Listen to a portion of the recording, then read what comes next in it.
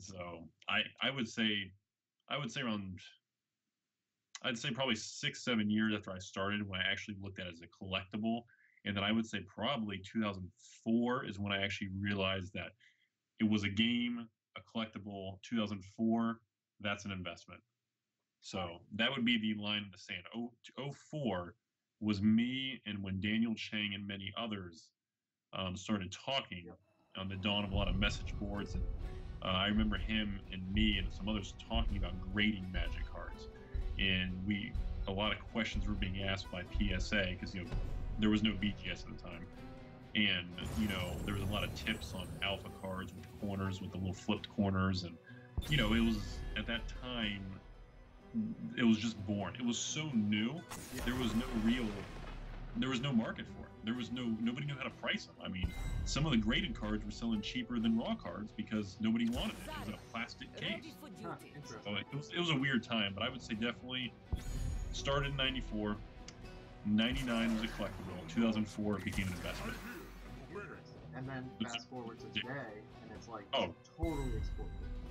yeah, this is 2000, almost 17. 2000, Yep. I'm getting old, man. Telling you. And now it's a worldwide, thing. I don't even know how to explain it anymore. I really don't. I don't even have any words to explain what Magic is today. It's like a lifestyle. It's like a cultural icon. It's like the original Nintendo, but for cards. Yeah, absolutely. So, Hey, that's a good but comparison. yeah, I mean that's my analogy for it. I mean, it's just something it's such a deep cultural thing. I mean, the iceberg is so deep you can't even comprehend it. Like when someone's never heard of Magic and they're like, "Well, Rudy, what's Magic? Explain it to us." And I'm like, "Oh man, you have Where to begin? walk away. It's too much." So that's my opinion. That's my opinion. So So where do you think Magic collecting falls on the investment spectrum? Like, how does it fit into maybe traditional investing, like IRAs or 401ks, things like um, it's something that people need to. It's an alternative. It's not a replacement. that? It's kind of a component. It's a complement to it. It's not. See, that's where a lot of people get it wrong. They're like, oh, my 401k is terrible. My IRA's done okay. Now that the market is stabilized, but maybe I should dump it all and do what Rudy did and just do that. Well, number one, you can't duplicate what I did because what I did was first to market Yeah. from 10 years ago. Yep. You can't duplicate the first 10 years of Magic growth to today, the next 10 years. It's just not going to be there. And you can't get rid of retirement accounts. It's something to add in addition, not in place of. Yeah. So it's something I feel that if you have $100,000, I think Magic is a nice 10, 20,000. I mean, 20% at the most, and I think that's pushing it. That's my opinion. So that's kind of how I look at it. A lot of people, I think, just mix those lines. They blur them very heavily. Whereas, So whereas diversification is important. it is, and even within Magic, you don't just buy all Black Lotuses. You don't buy all, sealed product. But as far as buying new stuff, I think new items for investing is a very big no-no, hands down. New stuff is not. Any single card must be old or reserve list or extremely rare or a specialty. Portal 3 Kingdoms. It must be something special. Besides that, it has to be a sealed product pre-return to Ravnica. Period. That's my opinion. Yeah. And you evaluate a lot of that stuff on your channel. I mean, you evaluate A lot. like alpha graded stuff all the way up to like new specialty products like Yeah. Commander, things like that. What are some of the pros and cons of each? New stuff is a lot more liquidity. You have a massive market, so the price is very fluid. A $110 item, as it moves, will go up to 112, 113. It's very smooth when it moves. Old stuff, since they don't show up very often, you can have $1,000 card that no one has sold, and then 5 years later, one pops up, and the $1,000 card is 10,000, and it just goes from here to there. You have a big gap. You have large variances. You have very large spreads in the industry, and of course, you have very little liquidity. So the new stuff is liquid and smooth. The old stuff is very choppy, but it's very huge jumps, and those big jumps make a lot of people nervous. And if you want to sell 2 or 3 Black Lotuses, it's not exactly something you can just click a few buttons on e-trade and get your money. Yep. So, and a lot of people don't have the means to buy and sell, or they don't have a big eBay account, or they're nervous about fraud. So, there's a lot of other things that people need to consider of, how they can buy, how can they move the product, how can they collect it. I don't think there's a perfect answer of whether you should buy new or old. It's just something I think you should do both. But with the new stuff, it has to be sealed product. It has to be pre-return to rapid, excluding maybe Collins and Orchard. That's it. Anything besides that, I mean, I've had some numbers I was told to not disclosing things as far as print runs and newer things of information that probably should not have been told, but I can tell you on some of the newer sets, for example, there's estimated to be like 600 to 700,000 booster box print run, for example, all the way up to almost 1 million booster boxes. I can't even comprehend that. I can't even, how can you tell someone to invest in something if there's 1 million booster boxes? Like, it's never going to go up. And then they keep reprinting anything that goes up in value, so you're going to suppress the internal value, and then the sealed product with so much supply. I mean, you've got things moving against you from every direction. It's not healthy to go for that. You need to be very cautious. And there's a lot of people that still like to buy one box of every set type of approach. Yep. It's a very common thing. I like to buy a case of every set that comes out. That's very normal. But it's just, I don't hold your breath. I think everything will go up, but it's not worth buying call of debt to make money. You have to wait 30 years, It's just not worth it. And that's kind of my opinion. So that's all I got with that. Yeah. And I'm glad you mentioned the reprint, because Wizards recently came out to a reprint of Eternal Masters, I think, right? Yeah. Yeah. So, does that change the consumer confidence in that? It's crushing. The prices. I mean, right now, literally, I think as I'm filming this video, eBay has Eternal Master boxes shipped for $170. I mean, that's, once a month, eBay runs a 10% promo on cash back. I mean, you can get Eternal Master boxes on eBay for literally $157 to your door. That's, distributors charge $140. Wizards charges $130. I mean, you can open the boxes on a large scale, and your overall average is going to be higher than $150. I mean, it's insane that the market is so skittish and so disoriented that it would sell a limited sealed product for literally, it's the only box right now in Magic history that is selling sealed and is actually worth more if you actually open it.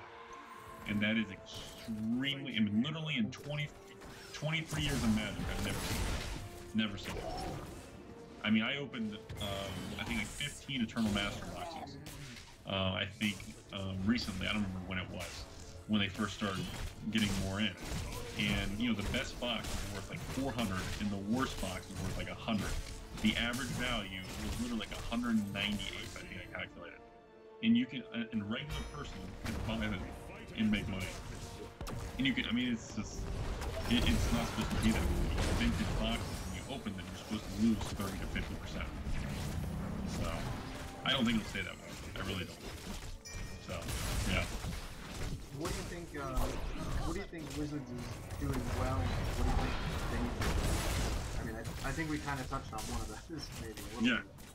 Well, they have the cards, the engineering, the mechanics, the art. Those items are all great. They're knocking them out of the park. As far as print quality, been pretty bad lately. A lot of defects, light cards, too dark, off-centering, smeared cards. There's been a lot of things like that, damage on boxes we've noticed from large-scale opening. Besides that, it's just their PR is a joke. They need to work on their public relations. The way they release notices with typos and errors, they have no transparency to the public. It's like Wall Street. If you are reporting quarterly earnings and you're not transparent, Wall Street will pound your stock. They will penalize you. And Wizards need to take the approach of letting people know what's going on. They need to be very clear so that the people in the secondary market are confident to buy. Because people are so scared, nobody's buying. There are so many people right now that email me saying, Rudy, I have a laundry list of cards to buy, and we're not touching anything because we're concerned about Modern Masters 2017 now. We don't know what the China is. We don't know how many waves for a master. What if there's millions of masters? There's so much, there's so much fear. It's just crippled the system. So, your question, transparency. They need to be transparent. They need to reduce the print run, which, word on the street, for example, Commander 2016 has been out for 45 days or 90 days. Word on the street is they already ended production. Haven't made a video yet, but if that does come true, I think there's a sign that they are actually changing, but that's pending. Just want to lay that out there though, on the topic of them making decisions, because that'd be the first time they've cut printing in a long time, and it may be happening. They may be actually seeing that, which fingers crossed, we'll see. But that's my yeah. So I want to pivot just a little bit. In addition to talking about investing in products, boxes, and trading cards, what are your thoughts on investing in original Magic art? I do not personally touch the art. I like it, but it's not for me. I don't like the market cap is too small. The number of people who want it is too narrow. The little niche market is too. I need a bigger market cap for me to want to get into it. It's just not for me. The fact that it's also extremely, art is very personal. It's a one-of-one. It's a personal thing. It's very subjective. I mean, you can ask 100 people and you'll get a different answer from all 100 people. And to me, I don't like something I can't get a finite value on something. That's something that always, I need very firm numbers. I need this stock is trading for this bond is for this. On eBay, a PSA 10 Unlimited Lotus sold for $7,500 or $7,500. When it's a one-of-one, it's a narrow market. There's not millions of people that want the art. It's not for me. I think it's cool. I do know people that are big fans of it, but it's not for me. You feel the same way about artist proofs as well? Artist proofs, I feel a little different. That's something I don't like, period. Oh, interesting. Yeah, I don't like it, period, because they are easier to counterfeit because of the lack of backing and the way to produce them. In addition to that, it has the smallest market size of people who actually are willing to collect them. It reminds you of the collector's edition and the international edition for Alpha Beta. They're neat. I've owned a few boxes, sets, sealed and open, but it's just, and a card sleeve is nice, but I mean, overall, they're never going to be worth, $1 million. It is what it is. People tamper with them too. People do. I've seen it. People split them. People reback them. People try to redo them. I mean, those are very vulnerable items that I just don't. It's not for me. I don't touch it. But again, just like the artwork and the paintings, there are people who want it a lot, and there are a lot of people that will drop big money, but not for me. I look at how many buyers are out there for certain things, and it's just some of those niche markets, man, it's too tiny. It's too tiny for me. So that's my opinion on it. About the same answer. Well, it's like you said, art is so personal. Yeah. Exactly, and it's very difficult to value that. I'm a huge painting. I have paintings everywhere. I'm sure you've seen some videos in the artwork, but I like them. But it's just to evaluate something that there's only one, and to try to determine who sets that price, and is it just worth what people will bid against on eBay? Well, what if the one person you bid against doesn't want it next time, and you're the only two people who bid it from $5,000 to $30,000? So then, if you remove that other person, it ends up ending at $4,000. You run into weird eBay price. I've seen that before in rare things on eBay, where an item is sold for 10 grand because two people pushed from 2,000 to 10,000. Or if you remove that one person, yep. And in the reality, it's only worth 2,000. So, and that to me reminds me of hard work. It's just, it bothers me. I get anxiety. I need finite. I need firm numbers. Oh yeah. So, yeah. So, just saying. Yeah, I totally understand. So, why do you think people are connecting so much with your channel? You know, the investment advice that you're giving. I don't really know. I didn't see it coming. I didn't plan for it. I didn't, have the camera, the backdrop. I didn't have anything. I just took my office and just set up a $20 China tripod and used my cell phone, started doing some videos, and I've only been on YouTube for like 6 months maybe. And even then, one of the 6 months I was suspended for a month. So I mean, nothing even happened. Yeah. And it's just I didn't anticipate it. I actually thought the argument was when I made the videos on YouTube, there was going to be a lot of anger towards me, as this is the guy who's responsible for making things rare and expensive, and the channel would kind of get suppressed or a lot of just get attacked. That's what I actually thought was going to happen. I didn't think it would get over 1,000 subscribers, honestly. So some people are connecting, I think, with this happening. Maybe, yeah. And that could be it. I mean, it could just be the fact that you have a guy on YouTube. I mean, everybody who watches YouTube, you can tell when somebody's truly passionate. You can tell when you go to a magic video on someone's channel, and you're watching them open a booster pack, and you can tell they just don't really know what the hell they're looking at. You can tell they don't truly know the cards. They don't have that feel. I mean, human beings have the ability of instinct, and they can tell.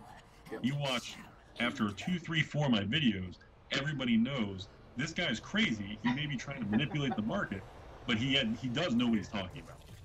So I just didn't expect it. I mean, I'll be honest, Pat. I didn't expect it. That's why I don't really have a good answer. I mean, to me, when I still film the videos, I still film it as if like 5 people watch it.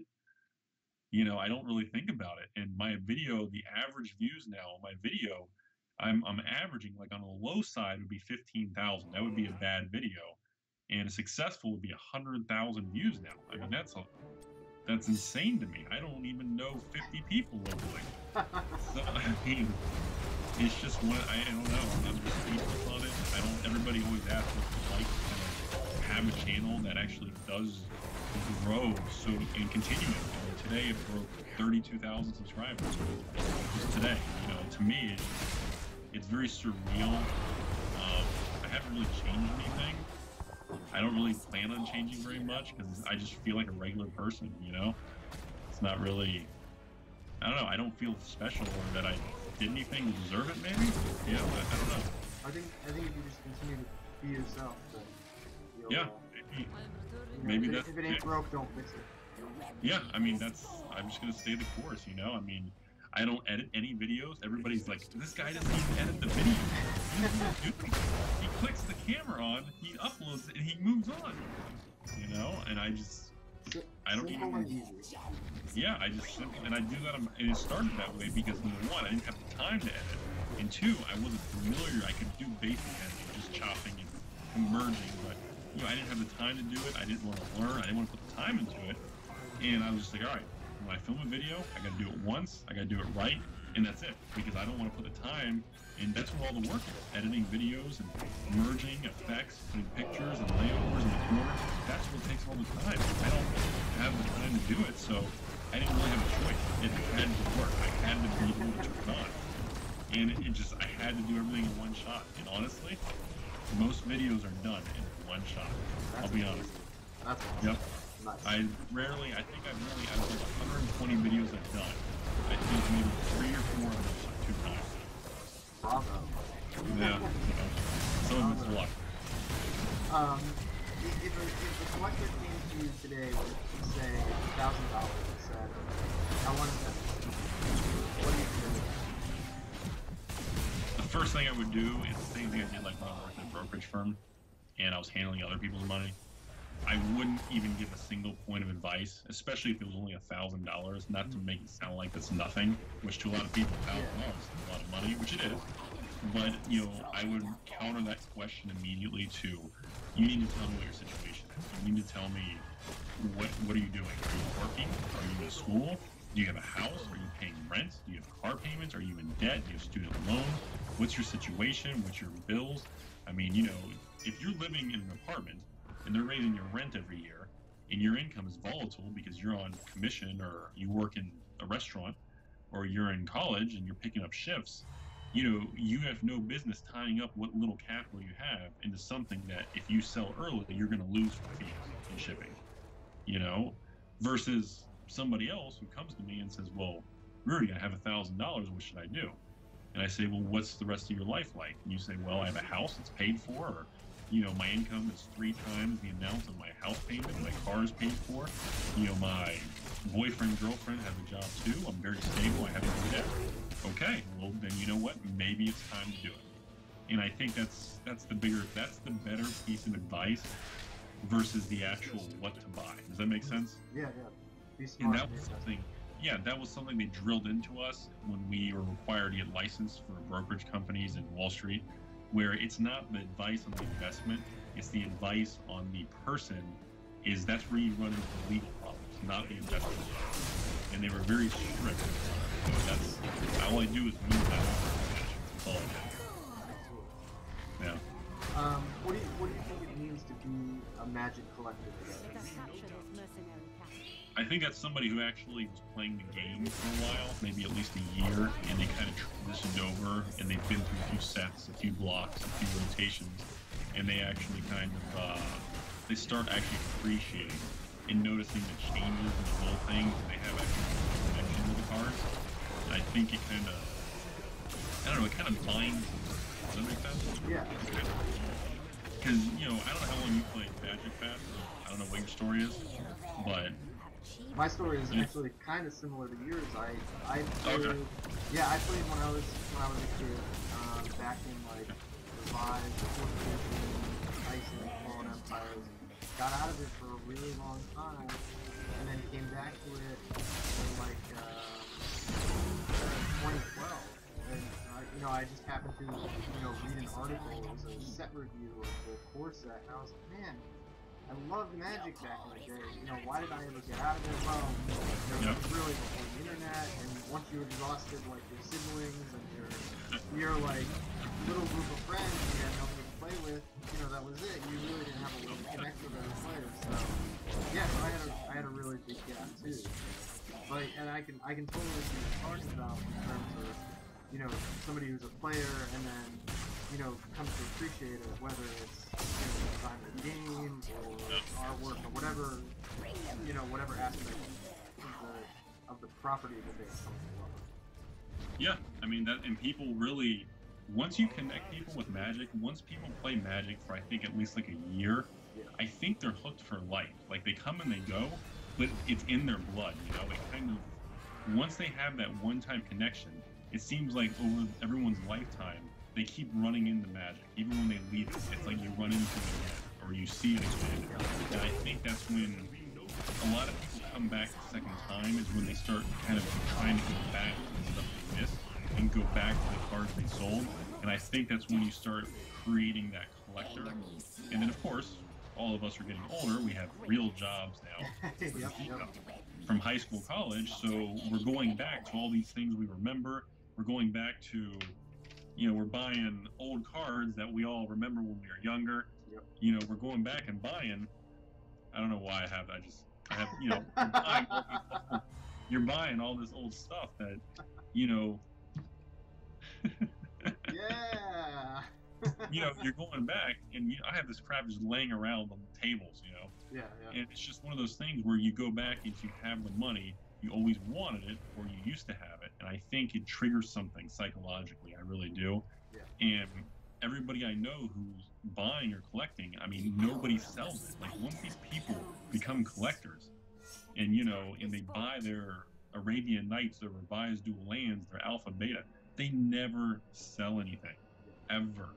Like you go on eBay, type in BGS 9.5 or BGS 10 or PSA 10, and the amount of PSA 10s for sale on eBay is literally like 1 or 2. and it's probably someone who just puts it up there like me for some stupid price to get, clicks and views.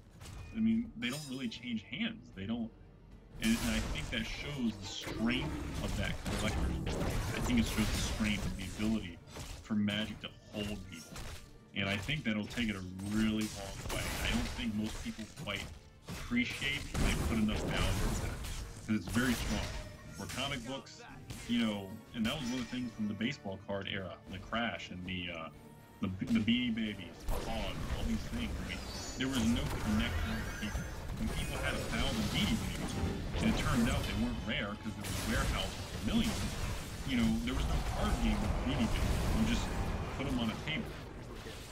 Yeah, who cares? And then there's millions of each one, and everybody was like, well, I already have it. I don't need it. And there's millions.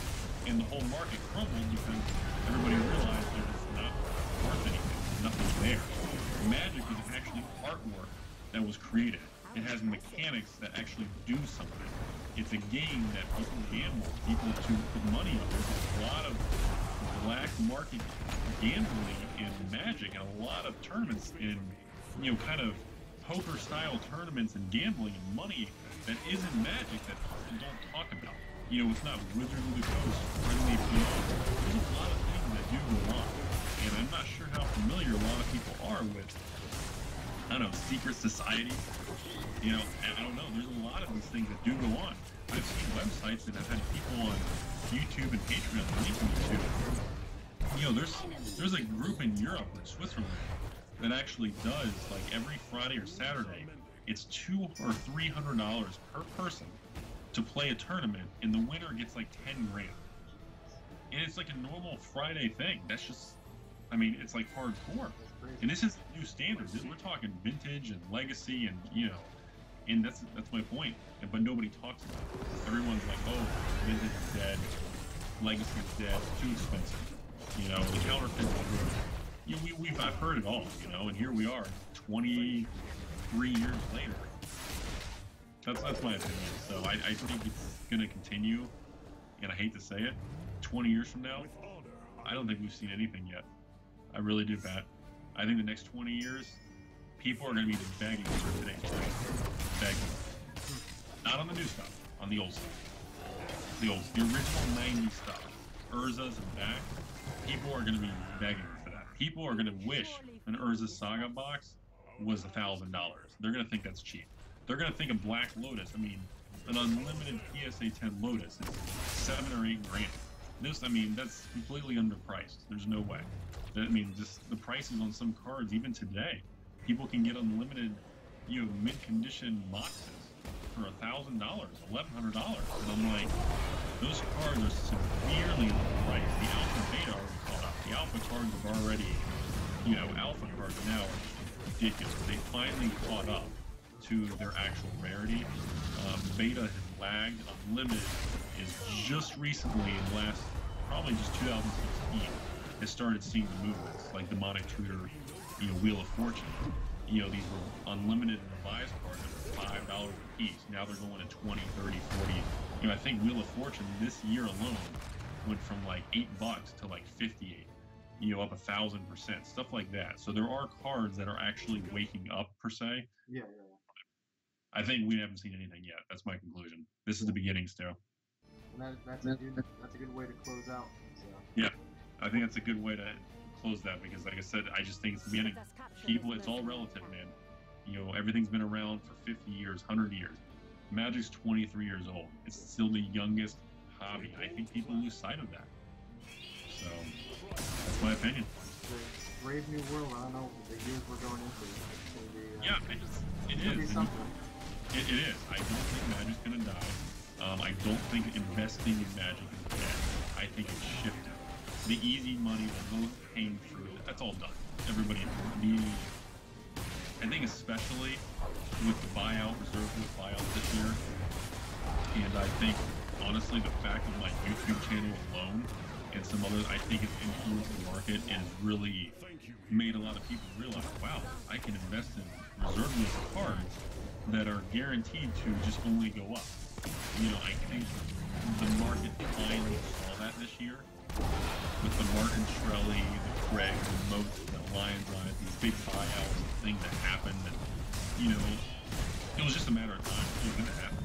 It happened all at once, and everybody just went crazy over it because and now most of those old stuff. I mean, they're not going back down. The prices are holding. So it kind of shows that it was just meant to be. It was gonna happen. I think it's still. I'm telling you, first inning. I'm telling you, we're still in it. Crazy, man. Crazy stuff. That's all I got, man. That's what I think about it. Well, Rudy, thank you so much for your time. I really appreciate you joining me tonight. No problem, Matt. Man, pleasure was mine. Good questions. All right, and we'll talk soon. Oh, man. Good stuff.